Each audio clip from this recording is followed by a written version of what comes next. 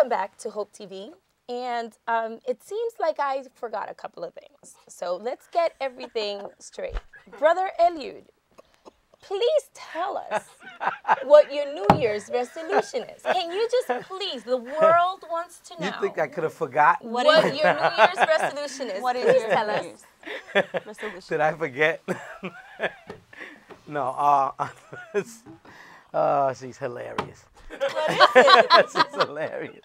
No, on the serious. My resolution is I'm seriously trying to fulfill the legacy that that I had as parents, you know, because I feel that I'm not fulfilling that legacy.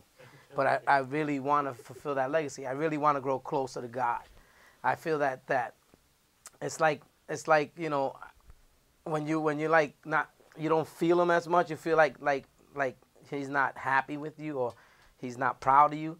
That's how I feel, and I want him to be proud of me, and I want to feel closer to him, and I want my family to get closer and back to God. That's what I really, really, really want this year. You know, that legacy is you know, big, and then I feel like I'm not fulfilling that legacy. Wow, that's he had to get all deep on us. That's pretty deep. Yeah, but the thing is, this is the thing, seriously, that entails a lot of smaller resolutions. You know, it doesn't just happen. These are the type of goals that when you hear them, they're pretty profound. And to get there, you can't get there in one long leap. You have to go step by step, you know, figure out the things. And with those small goals, you have to have this perseverance that we're talking about. Sarah, you want to tell us a little bit about before you tell them, I want to say mine, because yours is going to take us right into, because this perseverance thing came out of her goals. I do want to say that my goal this year is I've been feeling that God gives me so many great ideas. I get a lot of things that when I hear them from God, I'm just like, that's wonderful. And there are many things that I want to accomplish. But at this moment, I feel like I have a bookshelf full of ideas. And some are, you know, developed to a certain extent, but none of them are completely developed. And I want to be able to take some books off my shelf, you know, some work off the shelf. Instead of just continuing to add a lot of little ideas, I want to be able to take a few of these ideas and just fully develop them and do the best that I can to please God, because I believe that what I'm receiving is from him. You know, it's his desires that he has trusted me with it. So since he's trusted me with it, I want to do the best that I can. And I don't want to have just a whole bunch of God's desires. I want to feel like it's some of what Brother Eliud is wanting, you know, that satisfaction of knowing you're happy with me. Today I was reading the scriptures, and I was reading when Jesus was baptized, and the theme of the year for our women's ministry, which is Daughters for Destiny, is Happy to Be Me. And as I was reading this thing about Happy to Be Me, and I saw how when Jesus was baptized, John the Baptist prepared the way, and he can point the way. You know, this is the one that's to come. This is Jesus that was supposed to be here. But it wasn't until the moment that he was baptized and the Father himself said, you know, this is my son. You know, and not only this is my son in whom I have contentment. In other words, I have my joy in him. He's happy to be himself because he is who I've called him to be, and he's fulfilling the role to the fullness of the call. And when you do that, the joy of the Lord is in you, and then you're happy to be you. You don't. I hope your goal this year is not to be anybody else. I hope that this year you can look at the things that you're not satisfied with in your life and realize that those things can change, and you can get to a place where you is everything that you need to become the person that God has created you to be. And you can find happiness in who you are, because there is a purpose for your life. And when you find yourself in this year, to the extent that God created you to be, you're going to find a joy that it's going to outweigh anything that you've ever experienced before. So I'm really excited and looking forward to this year, because if God is saying that it's a year to be happy to be you, is because he's going to empower us with the tools to actually be happy. Yep. Absolutely. So tell us. I want to know. Well, like you were saying, it's not only one small goal or one small resolution. It's a full extent. It's a lot more.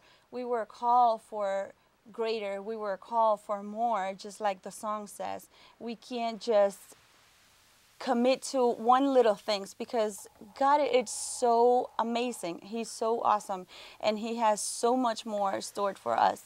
And we were created with so much purpose. Oh, yeah. So we can just commit to a little bit of it. So my resolution is to persist, to be perseverant, and I started with being persistent no matter what happened around me, because sometimes we get so out of focus, and we forget what we were called for. It's so easily It to is get out of focus It is nowadays. very easy to be distracted. It is very easy to forget what you were called for. It is very easy to forget what your purpose really is.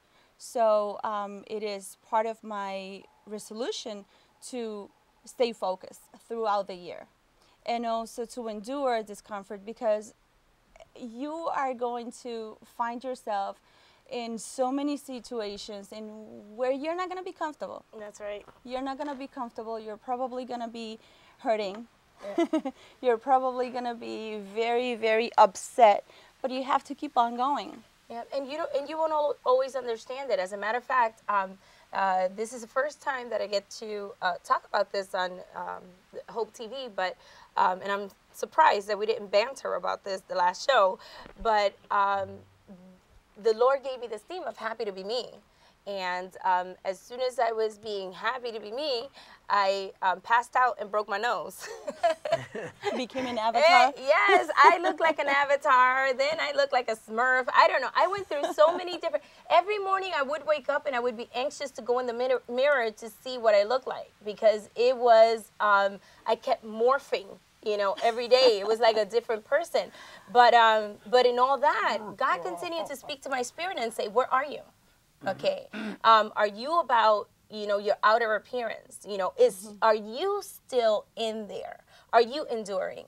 Like you were saying, that persistence. And I like that you turned it into an acronym, because now, sometimes, that helps some people. If you're going through something and you're feeling like you want to give up, you're going to be like, P, what is P? E, what is E? Persist, and it'll persist. It's right in the word, So we're doing, what she did was an acronym, which the first one is persistence, and then being able to endure in discomfort. And I think that was the main test that the Lord was bringing, where it was like, okay, you're uncomfortable, but are you still you? Are you Yes. still called? Are you still pressing towards the mark? And it was uncomfortable, I must say. But praise God, I was able to overcome. Good. So, Awesome. endure in discomfort. And then request help. Help! Because this is something that I have done so much. I am an expert on not requesting help. And we can't do it on ourselves. We can't do it alone. This is not something you can do all by yourself. You need help. And that's why Paul said to help one another. Yeah. It is very important to just being able to say, okay, I need help. Yeah. I like the Help way that me. he puts it. He says to help carry each other's burden, which, most of the time people are teaching you, well, it's your problem, your situation. Exactly. And we don't want to get involved. But the secret to not being overloaded all the time is once in a while realizing that God has provided people around you to be able to help you out with the load a little bit. Absolutely. And what happened is, for example, what happened in my case, sometimes you are surrounded by some people and for some reason you just lose trust. You just lose that sense of that ability of being comfortable around people, Or even the open. ability of exactly openness. the ability of being well, you're always a friend, but the ability of letting others be your Yeah. friend. And that's what happened to me. So I need to learn this year to request help, to say,